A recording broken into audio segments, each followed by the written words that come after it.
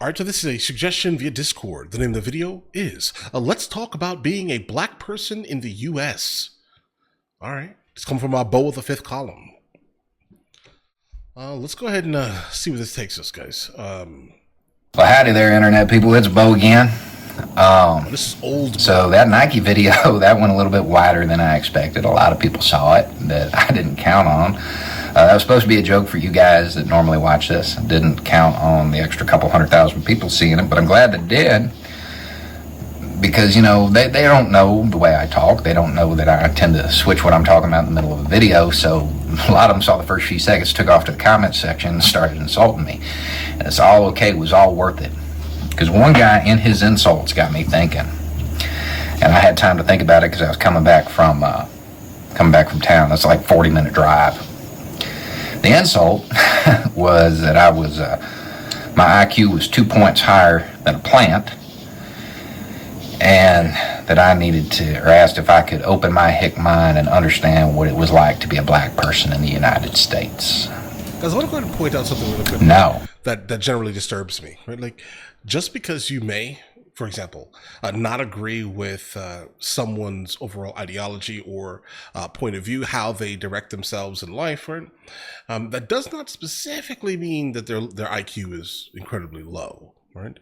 It just means that they have a different worldview. They've experienced different things that have basically fostered their current state of mind, right? I can't. Neither can you. Neither can you. I know right now there's some white ally out there learning the terminology that say, no, I understand. No, you don't. You may get the statistics. You may understand the numbers.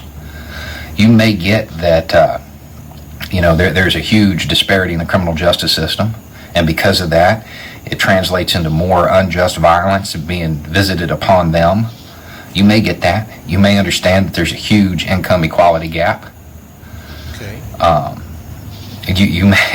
You may get that translates into a lower standard of living, lower health care. You may understand all of that. I mean, a lot of that is circumstantial, though, right? I mean, I'm guessing the Black American that he's talking about, I'm not sure that I fit in or ever have fit into that specific category.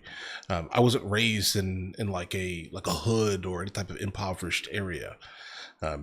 So specifically, he's referring to Black Americans that are raised in like the hood. That's exclusively is what he's talking about here. Doesn't mean you understand what it's like to be black in the U.S. It means you get the numbers. Maybe you understand a little bit of the history. But see, it's way deeper than that because, you know, when we think about slavery, we think about the physical costs of slavery. Okay. And they're horrible, no doubt. But I think today, what's more relevant is something else. Where are you from? Not in the U.S. Where are you people from? Let's see.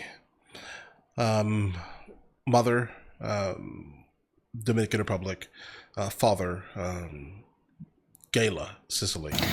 Odds are, if you're white, you know Ireland, Scotland, England, Germany, Italy, Greece, France. Where are you from? And based on your answer, I can tell you all kind of things about you. But obviously, the Dominican Republic via a ship coming from most likely Dahomey in West Africa.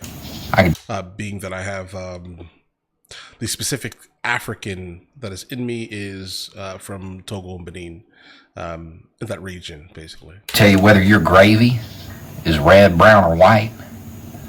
I can tell you what kind of booze you probably drink. Tell you what kind of food you eat. Also, father from North Africa, his lineage at least through Sicily, a couple of generations. Tell you what cuss words you use. Translates into a lot of things. The values you instill in your kids, the jokes you tell, the biases you have. My kid's 4 years old. One of them. He's 4 years old. If I look at him and I say, ooh, ah, he's going to go up the rah. Now, if you're Irish, you just laughed. If you're English, you probably got a little mad because that's part of your cultural identity. If you're not either one of those, you have no idea what that means. Right, no. No idea. 4 years old. Kid doesn't know where Ireland is. Couldn't point to it on a map. But it's already starting to get ingrained in him. He's already being able to take pride in that cultural identity. Why don't we have Bantu pride? Congolese pride? Why don't we have that? See, the sociologists, they like to point to black pride and say, oh, well, it's a healing endeavor. So, black people can get together and they can join in that struggle. That's a cop-out. That is a cop-out. That's a whitewash of the reality. The reality is that slavery ripped that from them. They have black pride because they don't know.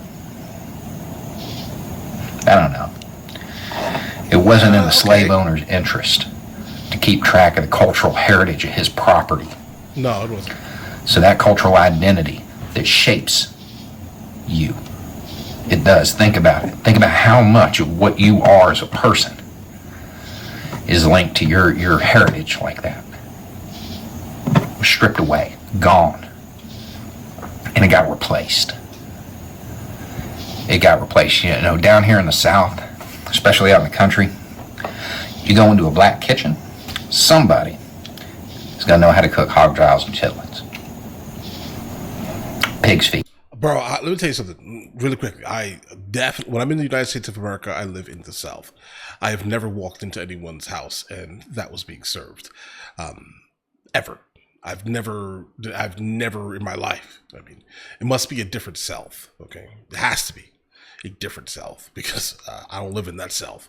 But either way, down here, that scene is black cuisine. Really? That didn't come from Africa. Not the way pasta or shepherd's pie came. No, it came from, this is what I have, the master, for the most part, saying, hey, listen, this is what I have to feed you, what I don't want. Here, take the inside of animals, random animals, because that's what we're throwing away, and find something to do with that, right? Us. That came from the plantations. Right. That's what the slave owner threw away and let them eat. They endured that for so long, it became part of their culture. Bro, stop saying there, because I'm telling you, I am, by all definitions, black in America completely, okay? And none of what you're saying, or any of my experiences, so far at least. They endured for so long, they got good at it. Found a way to make it flavorful. Feces. No. Right. I can't understand what it's like to be black in the U.S. I can't understand what it's like to have my cultural identity stripped away and replaced with the knowledge that when my granddad was a kid, people didn't think he was human. Or that what is seen as my cuisine is because we got good at cooking trash.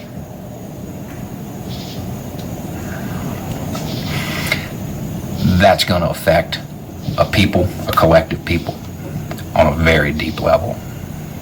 Okay. I mean, this statement here is extremely valid. For the most part, you call it, I guess, a genetic memory of sorts, right? You have individuals who have gone through something. The reason why they're doing what they're doing today is because their grandparents were kids of the people who had gone through something, right? People like only referring to slavery, but it was definitely much deeper than that. Jim Crow was not slavery, but it was basically the same exact thing in terms of social issues, at least, right? Those people are still alive. A lot of them, and a lot of them raised entire generations of people. A lot of them did, right? So a lot of what they're going through still is some type of genetic memory of even Jim Crow, right? That makes all the sense logically, I'd say. When you say get over it, we're a long way away from that. We're a long way from getting over slavery. Yeah, the physical scars, they've healed. They have. Cultural ones are still there because it's gone. It was stripped away. Just vanished in the air. And I really want you to think about how much of who you are as a person comes from the old country. then imagine what it would be like if you didn't have that.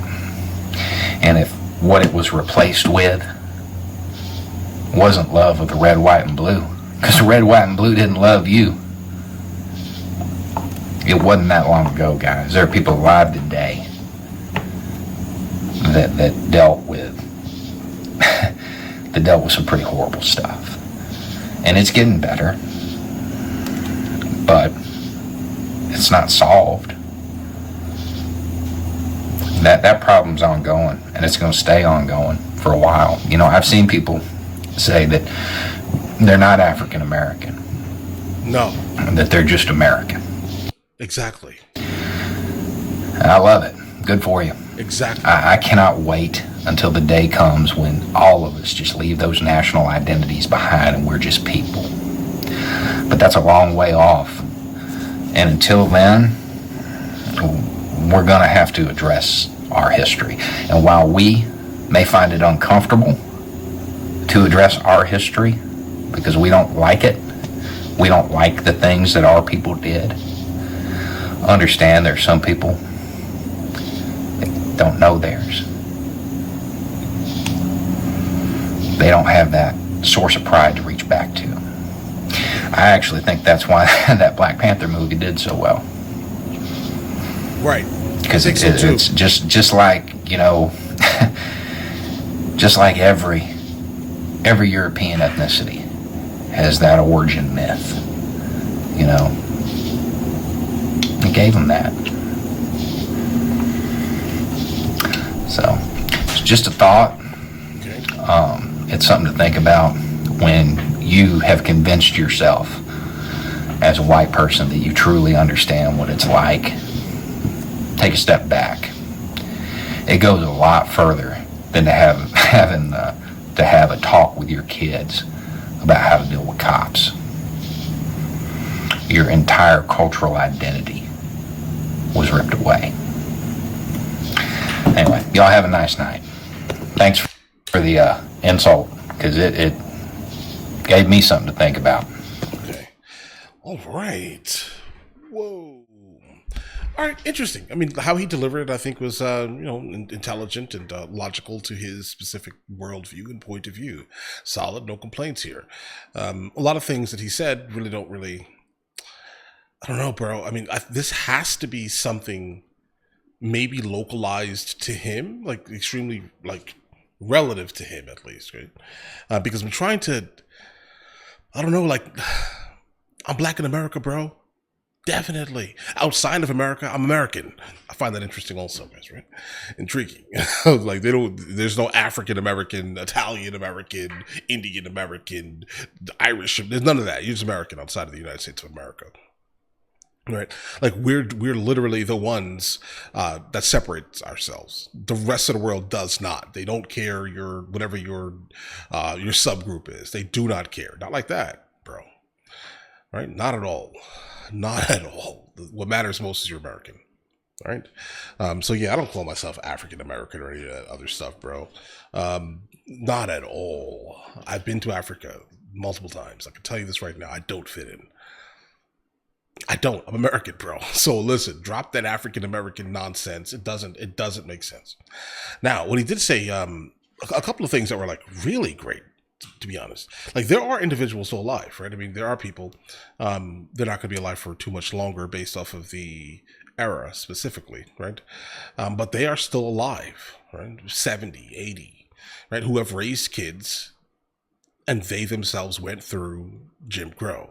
Like my mother, 1959, okay? Hearing some stories of her youth, and we're talking 60s, okay? In the North, were interesting, okay? And interesting in a terrible way, an absolutely terrible way, okay? So it's just like, yeah, you could say that things were done, right? But at these times, this era, bro, I don't know, bro. Like my mother is alive, okay?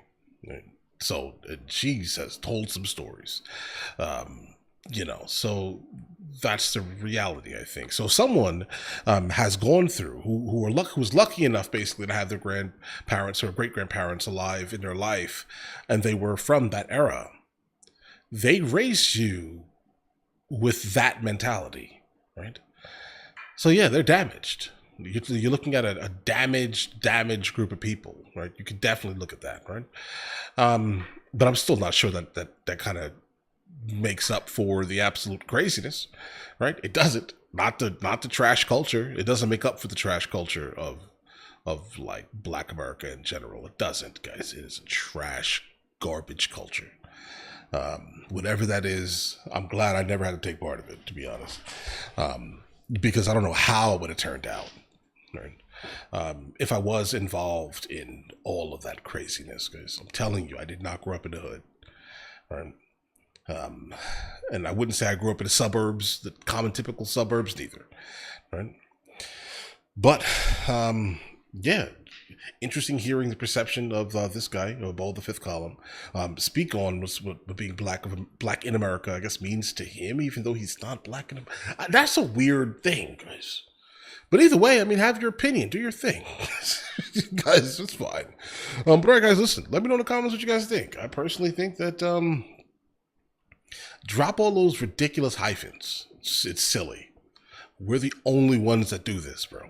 It's getting to the point where the country, for example, one of our biggest exports are culture. Like our culture exported through movies and media. Now there are other cultures now attempting to hyphenate their like existence, and it's like, bro, that's what you took from us. That is terrible. Don't do that. That's terrible. It's literally terrible. But all right, listen, you guys all have an absolutely amazing day. Enjoy your day thoroughly. Guys, before we go, are you guys subscribed to the other channels? Logical Movie Reviews with Mr. L. Boyd, along with Mr. L. Boyd Music. Both are found in the description. Check it out.